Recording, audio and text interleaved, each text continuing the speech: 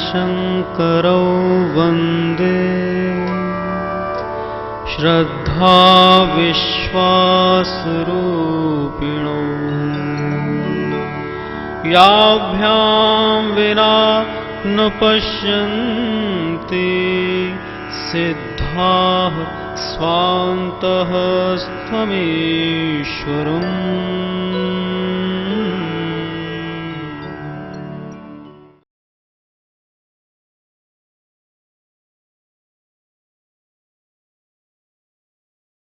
Let us talk about the superconscious level, the area of soul, spirit or divinity in more detail, particularly in reference to the movement of consciousness when one sits in meditation. I have already told that superconscious level, the area of spirit, is an infinite reservoir of vitality, bliss, knowledge and love. The uppermost layer is that of vitality, below which it is bliss, and then the area of enlightenment, and then it is the vast reservoir of love. So the consciousness, when slips from conscious level to superconscious level through subconscious level, then it enters in the various layers of superconscious level of your spirit. There are 4 states in which any human being may live. The awakened stage, the second is the dream stage, the third is deep sleep, and the fourth is the trance meditation. In all these 4 stages, the consciousness slips to superconscious level. Let us see what happens when we are awake. For example, I am speaking and you are listening me. While listening, your consciousness slips. And when that happens, you can never listen. Although I am speaking through a mic or maybe the loudspeaker. Suppose a student is reading a para of some book, and after first para, he reaches to second para, and immediately the consciousness slips. His eyes are moving in that para, word to word, line to line. When the second para finishes and he is to jump to third para, then he realizes that, oh, my mind has run away to the cricket field and I could not read the second para. Now what happened? Although his eyes were on every word, on every line, but still he could not read anything because his consciousness was not there. Meaning thereby that you can listen, you can read, you can watch only till your consciousness is present. For example, you are eating some good pudding which has been prepared by your mom very nicely. She took a lot of time to prepare it. But while eating the pudding, you might remember the tough time which you had with your friend. Now you are heavily tensed. So while eating that pudding, your consciousness slips to that situation, tense situation. Now you are eating pudding, it is going to your tongue, it is going to your mouth. The tongue has a so many glands of taste. After finishing the pudding, when your mom asks how it was, then you realize, your mind was not there, thus you were unable to locate the taste of that pudding. So now it is clear that in your awakened state also, when your consciousness sleeps, then you are unable to enjoy that which is coming through the senses. Now in that condition, when the consciousness sleeps, one thing should be very clearly kept in mind, that it is not that the mind is running. The child may say that the mind has gone to the conflict which he or she had with the friend. One may say that while reading the paragraph of a book, my mind has gone to the cricket field. It has not happened, it is not true. The interpretation should be that the consciousness has slipped to superconscious level, and from subconscious the impressions of cricket field or of the conflict you had with your friend, they are the impressions coming out. So even when you are awakened, then also your consciousness sleeps, it goes to superconscious level.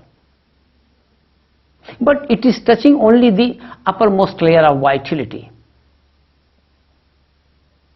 And that is why, if somebody asks you that you tell me when your slippage took place during the second para, you tell me when slippage took place when you are eating the pudding, you tell me when slippage took place when you were listening the lecture of Akhileshi, you tell me did you feel relaxed or you were tensed,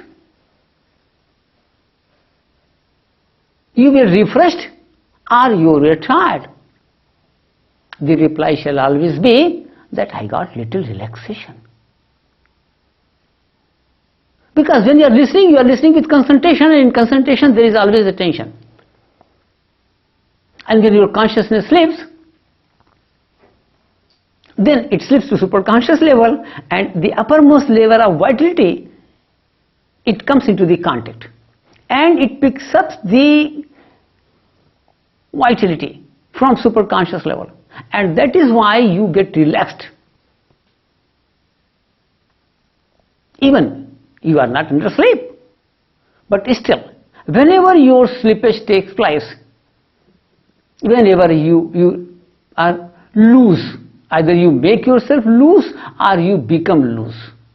Whenever your consciousness sleeps, it has no other field to go, it will slip to the superconscious level, and if it is in awakened stage, then it shall touch only the upper level of the superconscious level, upper layer of vitality, little, and then it returns to conscious level, and then you say that I got relaxed. The second step, in dreams what happens? There also your consciousness slips because you lose your hold. When you are under dreams, you are sleeping. You see, about 70% of your total sleep consists of dreams. It is only 30% when you enter into the deep sleep, when the body gets fully charged. In this 70% of the dreams, then also the consciousness slips to superconscious level. And that is why after the dreams, even without deep sleep, after the dreams when you get up, you wake up, then if somebody asks you, have you felt relaxed?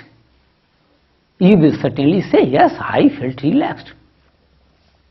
Not that relaxation which you feel in deep sleep, but in the awakened stage, the relaxation which you felt while your consciousness slept, the relaxation you are feeling, experiencing in the dream stage is certainly much higher than this.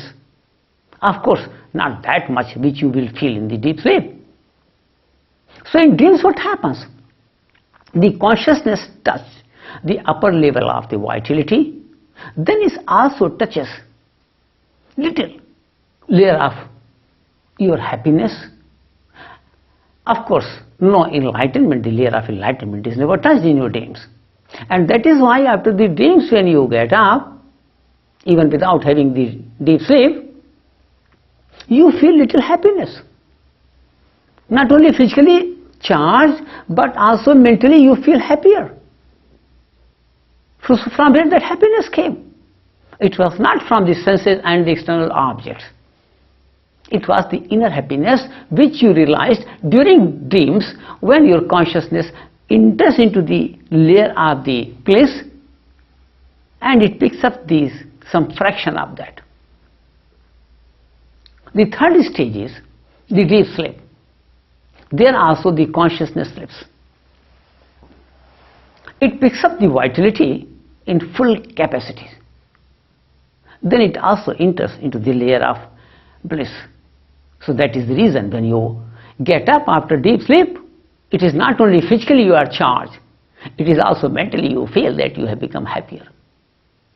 Whatever the tensions you had in the previous night before sleep, when you get up in the morning, those tensions are gone. Till you again develop your I and my, till again you remember that past last night's incidences, the adverse situations. Otherwise, when you get up in the morning after deep sleep, you are always feeling much happier. Why? Because your consciousness that enters into the layer of bliss also. Then below that it was the enlightenment. Now the consciousness also touches the layer of enlightenment, and that is why when you get up in the morning after deep sleep, if somebody asks you, are you angry immediately after deep sleep? You say no, till you remember the past incidences. Are you scared? You will say no, because you have touched the reservoir of enlightenment in your deep sleep. And that is why when a person who is sleeping, he is neither any relative to anybody, neither he is a son or father, nor he is old or a child, and nor he is a husband, male or a female. So three differences have disappeared. One, that is the difference of the age. Second, the difference of the relationship. And third, the difference of the sex. These have gone. And this is the true enlightenment. In fact, when the true enlightenment is experienced by the saints or the sages, they experience they are neither the male or the female. This is the only body. They are the absolute Brahma. And they are neither the son and the father. It is only the Atman taking the various forms. And they are only put together. They have no otherwise relationship. It is only a divine relationship existing. Similarly, they will feel that they have no age. Neither I am a child nor I am an old person. Because the soul, spirit is never getting old. And the body is, of course, it is made by 5 elements, so it is like its own shape. So during deep sleep, one experiences the true enlightenment, but that does not remain, that does not sustain. Because when you get up in the morning, you have touched that level, that layer, but after some time your I and my further develops, and then you start doing the same business which you did in the previous evening, the fighting, the criticism, the hatred, the jealousy, the resentment, they all start when you both sit together and the morning takes place and you start a cup of tea. Then you come in this world again, although you have entered in that world where there was no resentment, no criticism, it was the true enlightenment. So the first I told, in the awakened stage when your consciousness sleeps, then what happens? It gets little layer of vitality. Then I told in the dreams also the consciousness shifts to the superconscious level, then it touches the layer of bliss also over and above to the layer of vitality. Then in deep sleep, I have explained that the consciousness lifts, it picks up the vitality in full, the bliss some glimpses, and enlightenment some glimpses. But they do not remain sustaining because of your I and my further develops in the morning, and because you are not an enlightened person, because you are not a meditative person. But through meditation and detachment, when you enter into the meditation stage, the fourth stage, the stage of trance. Then also, when your consciousness slips, it picks up the vitality in full, it picks up the bliss in full, it picks up the enlightenment in full, and then by the grace of our God, if it could go deeper, then it shall also pick up the world of love inside. So during meditation, the deeper the meditation is, the more the person is detached, the greater the sage he is, the qualities of spirit which are inside, they are all picked up by the consciousness and they are brought to the conscious level.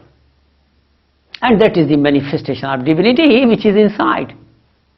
Like the mask is in the foolish deer who is wandering here and there, although it is lying in his own navel. Similarly, it was inside. In meditation, we pick up the qualities of all the layers of that superconscious level. Now, because most of the people are not aware about meditation, so they feel that the happiness could be obtained through external achievements. It is not true. External achievements can never bring the permanent happiness. They give only temporary happiness. Happiness was inside, covered by the desires. When the external achievements are obtained, the desire is eliminated and the glimpses of happiness that comes up and you feel happier. In fact, there is no happiness in the fulfillment of the desires. It was the elimination of desire. The happiness was inside. Similarly, the enlightenment is inside. Similarly, the love is inside. There is no love as far as it is concerned from the external persons. It is the attachments.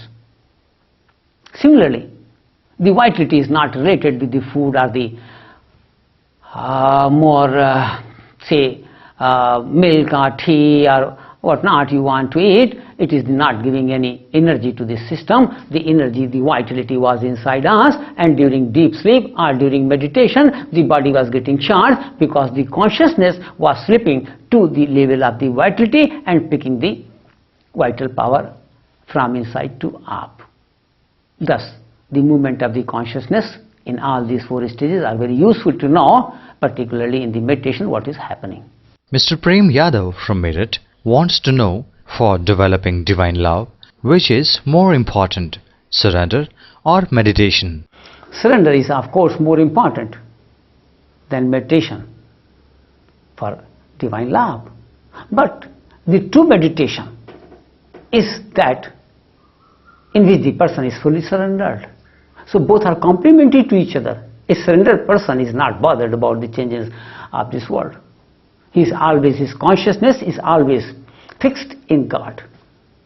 So when he meditates, his consciousness enters into the deepest level of divinity, the soul, the superconscious level, and picks up the love also. Otherwise, if the person is not surrendered fully to the divine will and he is meditating, then he can never realize that true love. True love is always through the surrender. When the surrendered person meditates, then the manifestation of divine love is more effective, more quicker. IASS has been publishing many books in various languages, video and audio cassettes, and other literature. Their demand in India and abroad has been increasing very fast. Tap Seva Sumiran is a unique lifestyle for holistic development of human personality at physical, vital, mental, intellectual and spiritual planes. If you too want to change your life through Tap Seva Sumiran, you are welcome at our ashram or write at Badri Narayan Sevagram, Choti Panchli, Bagpat Marg, Meerut. Phone 0121 2439 032 and 2439 037.